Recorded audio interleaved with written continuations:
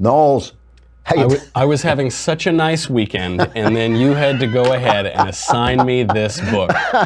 You know, as a sadist American, I feel that I feel offended by your anti-sadistic rhetoric. You know, they're all better than Southside with you. That's the thing I keep hanging my hat on, is at least it can't get as bad as that week. Exactly. Watching Southside with you. Everything is relative. Everything is relative.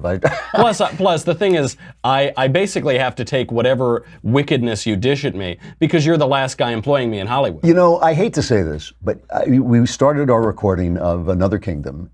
You are a hell of an actor. Hey, come on. You're going to make me blush. I have to say, obviously, I wouldn't say anything nice to you unless I had to, or I was under threat of my life or something like that. Right. But you really are. I mean, I've seen you play serious stuff. I've seen you play Chekhov, and I saw you dancing on Lunessa. That's what I saw. That's right, yeah. Yeah, and I know you're good, but you really are terrific. Well, thank you very much. I appreciate it. You're a talented humanoid. The trouble is, though, now that you are complimenting my acting in Hollywood, now I'm certainly never going to. Finished. You're going to say that fake news, conservative, alt-right. I can't believe we're still on Twitter as far as that goes. Is that, well, just wait, the day is young. So. That's true. No, it is really a lot of fun. We recorded that first episode on Friday, I guess it was. Yeah.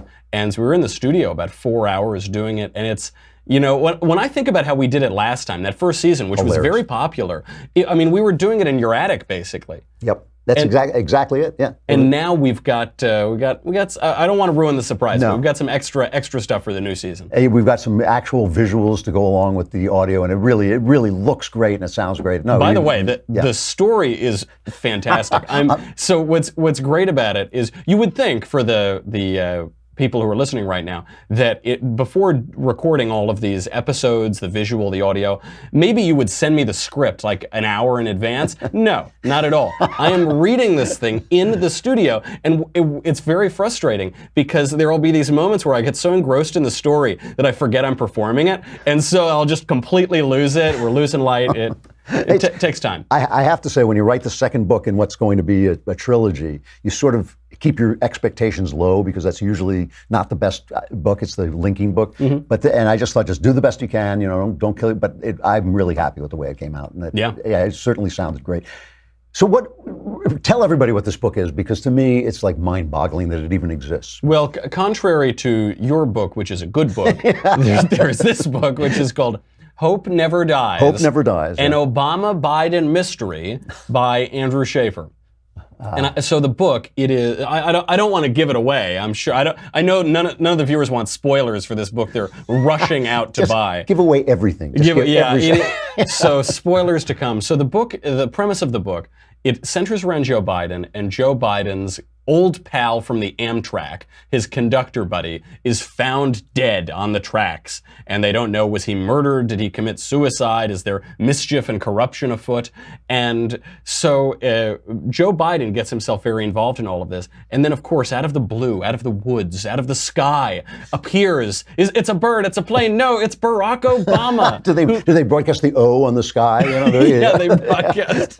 Yeah, Commissioner Gordon says it. Yeah. They do it. They actually use a beam of light to put the sky in rainbow colors, and then Barack Obama comes down. So he comes out of nowhere, and they solve this mystery together. It's an old-fashioned mystery thriller novel. Okay. And it involves they ditch the Secret Service. They jump in old Joe Biden's Dodge Challenger. Yeah, because he's just a regular guy, Joe. He's a regular guy. And so there are a few takeaways. The first one, I'm sorry to admit, actually, I didn't hate the book. No, I've heard it's not a bad mystery story. The guy is probably got talent. Yeah. He does have talent. Yeah. I mean, it's a novelty. The book is a novelty. It's shallow. It's glib. It's both self-aware, hyper self-aware at certain points, and then oblivious to what it is at other points. But I will say, as far as the story goes, it's serviceable. There's nothing. It does kind of keep you going along with it.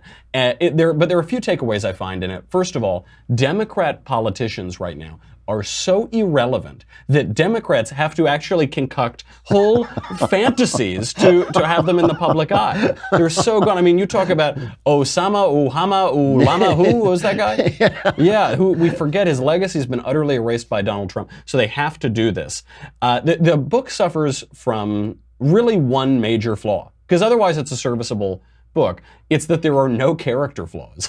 Nobody has any character flaws. Nobody has Well, that's any been their problem with Obama from the beginning, right? I mean, this was the character, this was the narrative problem with the left when they ran Barack Obama in 2008. He has no character flaws, and so you don't believe him. There's no credibility, and you can't relate to the guy. The main character here is Biden in the book. And you might think, well, shouldn't it be Obama? He's the protagonist. No, because what the author says, Shaffer, is that he was going to make it Obama, but you can't poke around in Obama's head. He's too brilliant. He's Did he say that? indecipherable. Oh, yeah. Really? Oh, yes. In interviews and in the novel itself. So he couldn't create Obama as a character because the guy's just perfect. So he has no.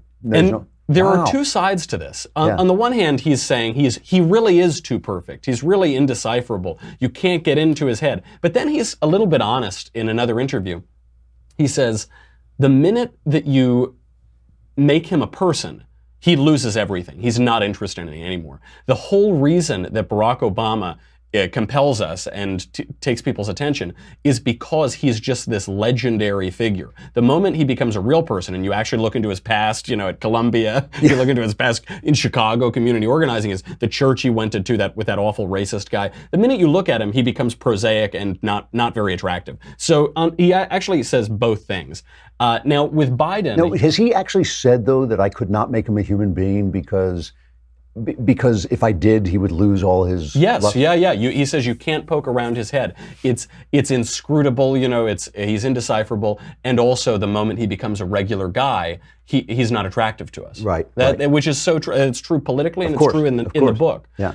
With Biden. Biden does have a couple flaws in this book, but the flaw... Like he's dumb as an ashtray? Yeah.